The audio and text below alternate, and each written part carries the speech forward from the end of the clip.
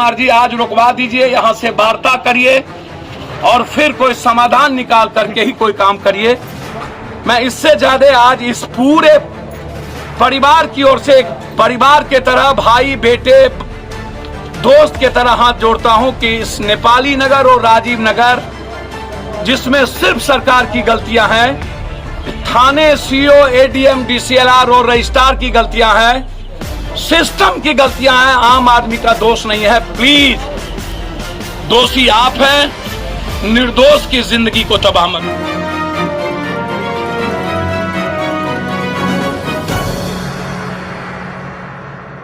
राजीव नगर और नेपाली नगर की जनता सिस्टम की गलती का खामियाजा क्यों भुगते? दोषी सरकार और उनके पदाधिकारी हैं। इस मामले को लेकर लगातार मैं उप मुख्यमंत्री से बात कर रहा हूं।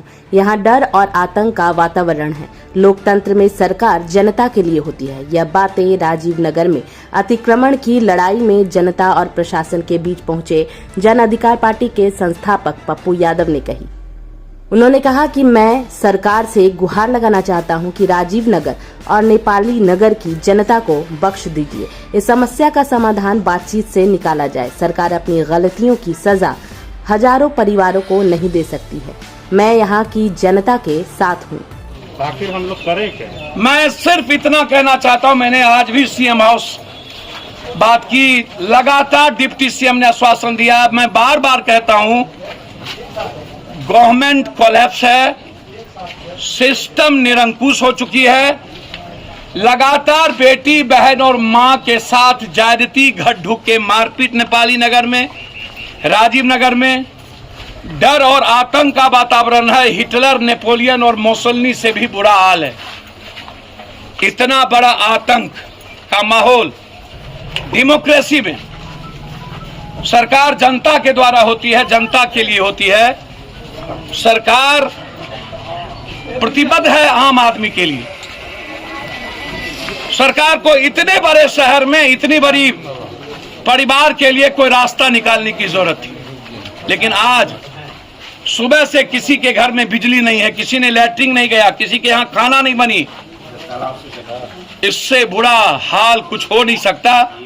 मैं हाथ जोड़कर भीख मांगता हूं सरकार से, पैर पकड़ता हूं हिंदुस्तान के हर लोगों से कि नेपाली नगर और राजीव नगर के आम आदमी के भीतर जो खौफ और डर है उसको निकालने में मदद करिए, उसके परिवार को जीने में मदद करिए।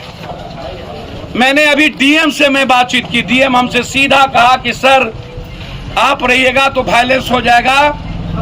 सिटी एसपी को मार दिया है ये लोग, हम नहीं बख्शेंगे।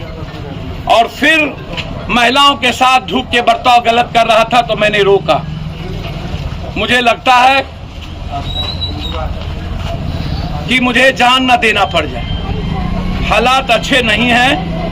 हम पटना प्रशासन से और नीतीश जी से आग्रह करेंगे और तमाम विधायक और एमएलए, जब रविशंकर से लेके संजीव चौरसिया से लेके सबका रोड यहाँ बना हुआ है, सरकार का फंड लगा हुआ है, बिजली दी गई, नाला बनाने का प्रयास हुआ, सारे पैसे लोगों ने जनता को टैक्स दिया, और उसके बाद लगातार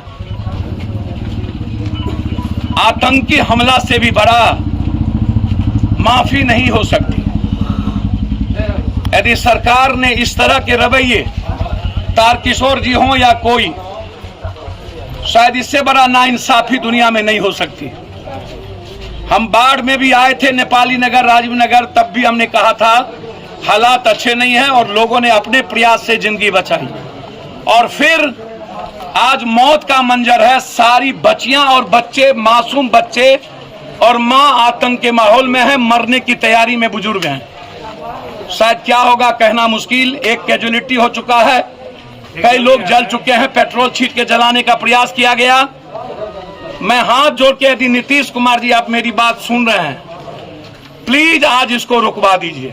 इस बीच मौके पर पहुंचे पटना डीएम डॉक्टर चंद्रशेखर ने पप्पू यादव को समझा बुझाकर वहां से जाने को कहा। उन्होंने कहा कि हालत ठीक नहीं है, नेताजी आप यहां से जाएं। पप्पू यादव ने सरकार से सवाल किया कि जब रविशंकर प्रसाद, संजीव चौरसिया के नाम से रोड बना है, सरकार ने बिजली भी दी है, यहाँ के लोग भी टैक्स देते हैं, फिर आज यह दमन पूर्वक कार्रवाई क्यों? यह हिटलरबाजी क्यों और तानाशाही की इंतहा है। इससे बुरे हालात नहीं हो सकते। सारे लोग मौत के भय में हैं। मुख्यमंत्री जी से आग्रह है कि इसको रुकवा दीजिए। आप इतना अच्छे हैं, आप निकल लीजिए सर। आप टैकल कर, हम कर लेंगे सर, हम निकल आप मेरा निकल मैं आइए भाई, ठीक ठीक सर, ठीक आप टैकल कर, ठीक ठीक आप हम निकल आइए भाई कह रहे हैं, नहीं ठीक है सर, निकल बस आप खाली हम देख लेंगे। ठीक। मेरा इसमें दो सवाल ये है, लगातार राजीव नगर, नेपाली नगर, आखिर एक तो दुनिया का सबसे प्रदूषित शहर, एक तो दुनिया का सबसे ज्यादा बिना किसी नक्शे के, बिना किसी चीजों के पटना शहर को सरकार ने लगातार 20 सालों से, 40 सालों से, 50 सालों से बिना किसी रोड मैप के, जिसके चलते बाढ़ भी आई, पटना बर्बाद भी हुआ। लेकिन जब राजीव नगर और नेपाली नगर के पब्लिक जिस वक्त जमीन ले रहे थे या जो जमीन बेच रहा था, जब उस वक्त थाना थी, सीओ था, रजिस्ट्री ऑफिस हुई, पैसा दिया, गवर्नमेंट को पैसा दिया, उस वक्त गवर्नमेंट ने मना क्यों नहीं किया? रजिस्ट्री तो हम सरकार के यहां जाकर के किए, हमने रजिस्ट्री पैसा दी, उस वक्त गवर्नमेंट की जिम्मेदारी क्या बनती थी? ये अवैध जमीन है या सरकारी जमीन है, हम जमीन नहीं देंगे। तब रजिस्ट्री से लेकर के गवर्नमेंट और नेताओं के दलालों ने थाना से मिलकर, सीओ, एडीएम से मिलकर के पब्लिक के साथ धोखा किया कंप्लीट रूप से।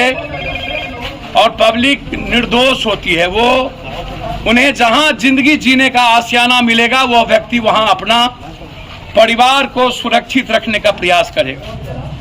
इसमें एक गलती पब्लिक की नहीं है, क्योंकि सरकार इसमें गलत है, क्योंकि सरकार को चाहिए था जिस वक्त जमीन दे रहा था, उस वक्त सरकार इसे जमीन नहीं देती। लगातार हाई कोर्ट को भी सरकार से बात करनी चाहिए थी। पब्लिक ने अपना तिल तिल जिंदगी बना दिया, अब किसी के पास कुछ नहीं बचा, बस ये नेपाली नगर और राजीव नगर बचा हुआ है। कुमार जी आज रुकवा दीजिए, यहां से वार्ता करिए और फिर कोई समाधान निकाल करके ही कोई काम करिए। मैं इससे ज्यादा आज इस पूरे परिवार की ओर से, एक परिवार के तरह, भाई बेटे दोस्त के तरह हाथ जोड़ता हूं कि इस नेपाली नगर और राजीव नगर, जिसमें सिर्फ सरकार की गलतियां हैं, थाने, सीओ, एडीएम, डीसीएलआर और रजिस्ट्रार की गलतियां हैं, सिस्टम की गलतियां हैं, आम आदमी का दोष नहीं है। प्लीज, दोषी आप हैं, निर्दोष की जिंदगी को तबाह